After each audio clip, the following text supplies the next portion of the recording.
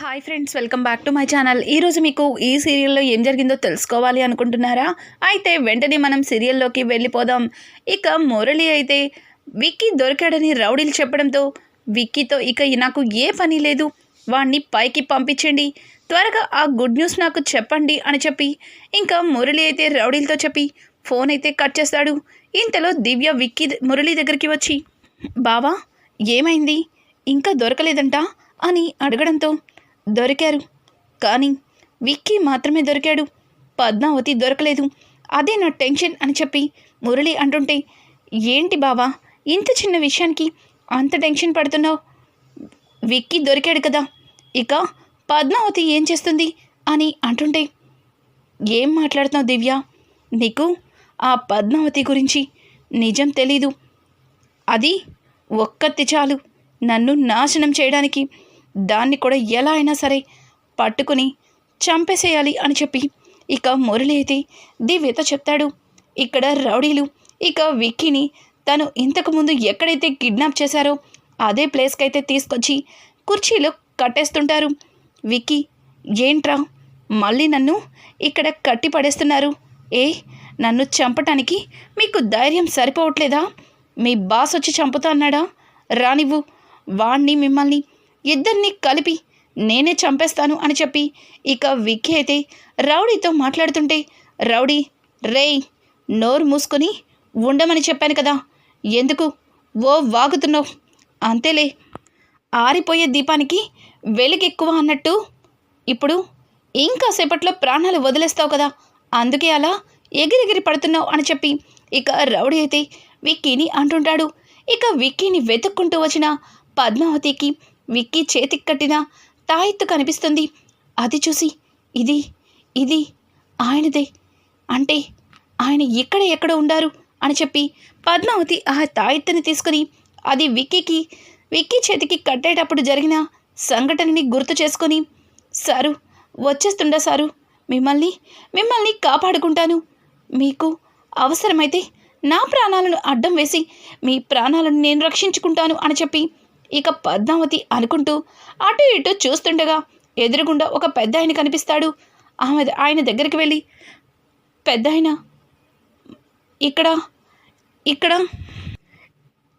ఇక్కడ ఎవరైనా ఉండారా, ఇటు నుంచి ఎవరైనా పోయిండారా అని అడగడంతో, ఏమైందమ్మా, ఎందుకంత కంగారు పడుతున్నావు, ఎందుకలా ఏడుస్తున్నావు, అసలు ఏమైంది, నువ్వు ఎవరిని వెతుకుతున్నావు, అసలు ఈ అడవిలో నీకేం పని అని అడగడంతో, పెద్దయినా కొంతమంది రౌడీలు మా ఆయన్ని కొట్టి నా నుంచి మా ఆయన్ని తీసుకుపోయి ఉండారు, ఆయన్ని వెతుక్కుంటూ ఇటు వచ్చుండా, ఇదిగో ఆయన చేతికి ఉన్న ఈ తాయెత్తు దొరికిందంటే ఖచ్చితంగా ఆయన ఇక్కడే ఏడో ఉండుంటారు, నీకు తెలిస్తే చెప్పు పెద్దయినా అని అడగడంతో ఇక ఆయనైతే, బాధపడకమ్మా, బాధపడకు, ఇదిగో ఇప్పుడే ఇట్నుంచి కొంతమంది రౌడీలు ఒక అతన్ని కిడ్నాప్ చేసి గన్నులతో ఇలా తీసుకెళ్లారు అని చెప్పడంతో ఇంకా పద్మావతి, థ్యాంక్స్ పెద్దయినా, థ్యాంక్స్, దేవుళ్ళ వచ్చి కాపాడావు, శ్రీనివాస ఈరోజు ఎలా అయినా సరే ఆయన్ని కాపాడి ఆ రౌడీల నుంచి ఆయన్ని రక్షించాలి అని చెప్పి పద్మావతి ఇక పరుగున వెళ్తుంది. ఇక పద్మావతికి ముందుగా విక్కీ ఎక్కడి నుంచైతే తప్పించుకున్నారో అదే ప్లేస్ దగ్గరికి వస్తుంది. అంటే ఈ రౌడీ వెధవలు మళ్ళీ ఆయన్ని ఇక్కడికే తీసుకొచ్చుండారనమాట, ఖచ్చితంగా ఆయన్ని ఈరోజు విడిపించే తీరుతాను, ఆ రౌడీల అంత చూస్తాను అని చెప్పి పద్మావతి దొంగచాటుగా వెళ్ళి ఇక కిటికీలో నుంచి చూస్తుంది. అక్కడ ఉన్న ఒక గుండోడైతే విక్కీతో, సార్ మిమ్మల్ని చంపేమన్నారంట బాసు, మిమ్మల్ని చంపడానికి వీళ్ళు వెళ్ళి పెట్రోల్ తాగడానికి వెళ్ళారు, మిమ్మల్ని నేను ఇప్పుడు తప్పించలేను, అలా అని మిమ్మల్ని చంపను లేను, మిమ్మల్ని చూస్తుంటే నాకు చాలా బాధగా ఉంది అని చెప్పి ఇక ఆ గుండోడు విక్కీతో అంటుంటే, విక్కీ వీళ్ళేం చేస్తారు, వీళ్ళు నన్ను ఏమీ చెయ్యలేరు అని అంటుంటే, అవును సార్ మీరు చాలా మంచివారు, మీ మనసు కూడా చాలా మంచిది, మీకు ఆ దేవుడే తోడుగా ఉంటాడు, ఖచ్చితంగా మిమ్మల్ని ఎంతగానో ప్రేమించే మీ భార్య మీకోసం వస్తుంది సారు, వస్తుంది అని చెప్పి ఇక ఆ గుండోడు విక్కీకి ధైర్యం చెప్తుండగా ఇక రౌడీలైతే, ఒక డబ్బా నిండా పెట్రోల్తో అక్కడికి వస్తాడు. ఇంకా పెట్రోల్ చూసిన ఆ గుండోడు విక్కీని ఆ పెట్రోల్ పోసి తగలబెట్టేస్తారని భయంతో, అన్న బండిలో పెట్రోల్ తక్కువగా ఉంది, ఇలా ఇవ్వన్నా అని అంటుంటే, రేయ్ ఇది బండిలో పోయడానికి కదరా, ఇదిగో వీణ్ణి అంతమందించడానికి, ఈరోజు వీణ్ణి పైలో కలికి పంపించేస్తాను అని చెప్పి ఇక ఆ డబ్బా మూత ఓపెన్ చేసి విక్కీ మీద పోస్తుంటాడు. విక్కీ, రేయ్ నన్ను కట్టేసి చంపడం కదరా, తాళ్ళిప్పి చూడండి, నేనేంటో అప్పుడు చెప్తాను మీకు, వదలండి అని చెప్పి విక్కీ గట్టిగా అరుస్తాడు. ఇక పద్మావతి అయితే ఎలా అయినా సరే విక్కీని కాపాడాలని చాలా గట్టిగా నిర్ణయం తీసుకుంటుంది. ఇక వాడు అగ్గిపుల్ల గీసి ఇక విక్కీ మీద వేసేసరికి పద్మావతి ఒక పెద్ద కర్రని తీసుకొచ్చి అతని నెత్తి మీద కొడుతుంది. ఒక్కసారిగా అతను వెనక్కి తిరిగి చూసేసరికి పద్మావతి ఇక అమ్మవారి తల్లిలాగా కనిపిస్తుంది. ఇక కాళికాదేవిలాగా పద్మావతి అయితే కర్ర పెట్టి రౌడీలందరినీ కూడా చితకబాదుతూ ఉంటుంది. అది చూసిన విక్కీ చాలా సంతోషిస్తాడు. ఇక విక్కీ ఆనందానికి అవతలు ఉండవు. పద్మావతి వాళ్ళందరినీ చితకబాది విక్కీ తాళ్ళని ఇప్పేస్తుంది. విక్కీ, పద్మావతి, నాకు తెలుసు పద్మావతి, నా ప్రేమ ఎప్పటికీ కూడా నాకు దూరం అవ్వదని, నువ్వు నా కోసం వస్తావని నాకు తెలుసు పద్మావతి, కానీ ఎందుకు ఇంత ధైర్యం చేశావు? నీకేదన్నా జరగరాంది జరిగితే నేను ప్రాణాలతో ఉన్నా వేస్టే కదా, ఎందుకు పద్మావతి, ఎందుకు ఇంత ధైర్యం చేశావు అని అంటుంటే, సారు మీరు లేకుండా నేను బ్రతకలేను సారు, మిమ్మల్ని వదిలి ఒక్క క్షణం కూడా ఉండలేను సారు, మీ ప్రేమని మిమ్మల్ని ఎన్నటికీ విడవను సారు, రండి సారు రండి, ఇక్కడి నుంచి తప్పించుకుందాం అని చెప్పి ఇక పద్మావతి అయితే విక్కీ చెయ్యి పట్టుకొని పరుగున బయటికి వస్తుంది.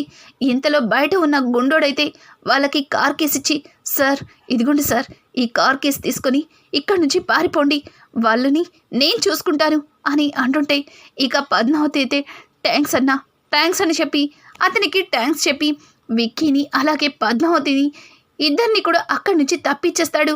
ఇక రౌడీలు లోపల నుంచి దెబ్బలతో బయటికి వచ్చేసరికి పద్మావతి విక్కీ ఆ కార్ జీప్ వేసుకుని అక్కడి నుంచి వెళ్ళిపోతారు. రేయ్ వాళ్ళు తప్పించుకున్నారా, పట్టుకోండి అని అంటుంటే ఇక గుండోడు, ఇంకెక్కడ పట్టుకునేది, వాళ్ళ పాటికి సిటీ కూడా దాటేస్తుంటారు, ఇక వాళ్ళు మనకి దొరకరు అని చెప్పి ఇక గుండోడు మాట్లాడుతుంటే వెంటనే ఆ రౌడీ మురళికి ఫోన్ చేస్తాడు.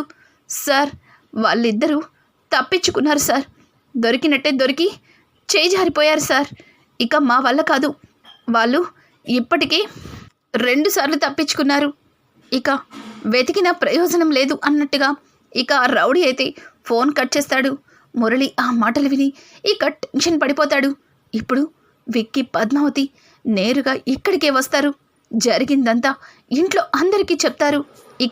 ఇక నన్ను అరవింద అస్సలు క్షమించదు, ఈ ఇంట్లో నాకిక స్థానం ఉండదు, ఏదో ఒకటి చెయ్యాలి అని చెప్పి ఇక విక్కీ రాకముందే మురళి కారులో డ్రైవ్ చేసుకుంటూ కావాలని ఒక పెద్ద చెట్టుకి గుద్దేసుకుంటాడు.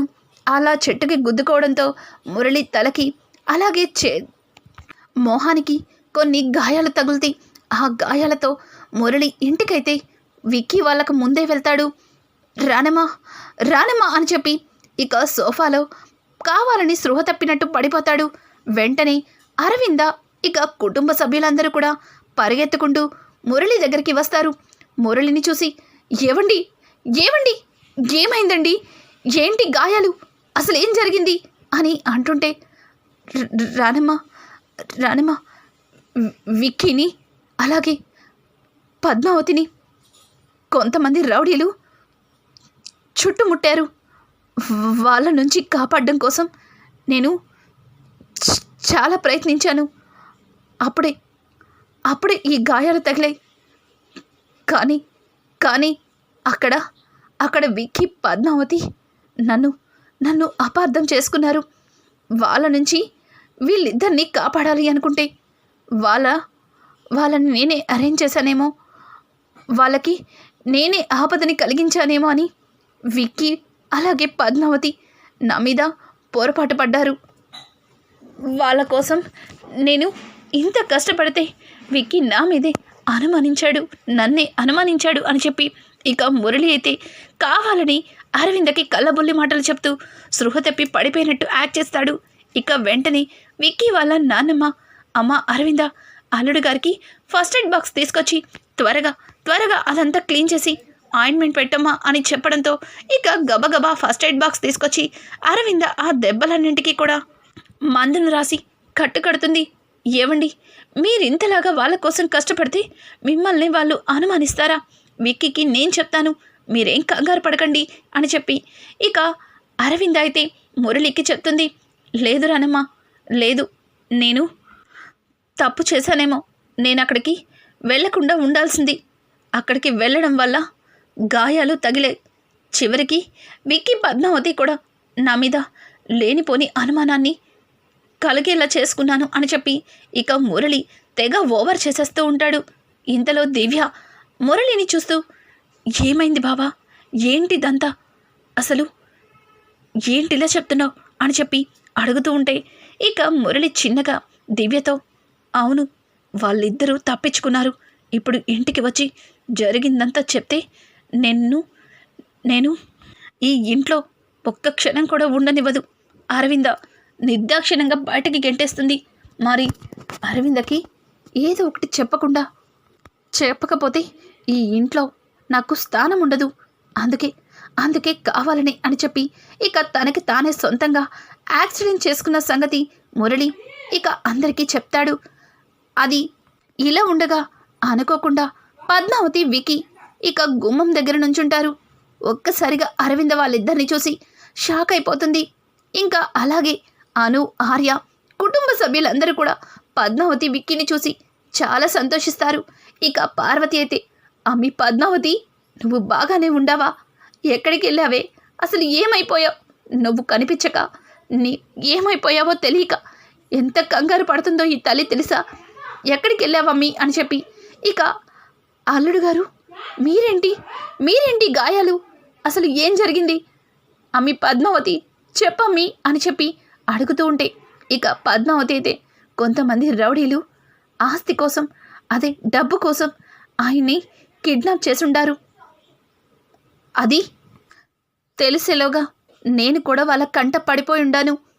అలా ఇద్దరం తప్పించుకొని వచ్చేసరికి ఇదిగో ఇలా జరిగింది అని చెప్పి జరిగిందంతా ఇక పద్మావతి చెప్తుంది. కానీ పద్మావతి చెప్పేదానిలో ఎక్కడా కూడా మురళి పేరు రానివ్వదు.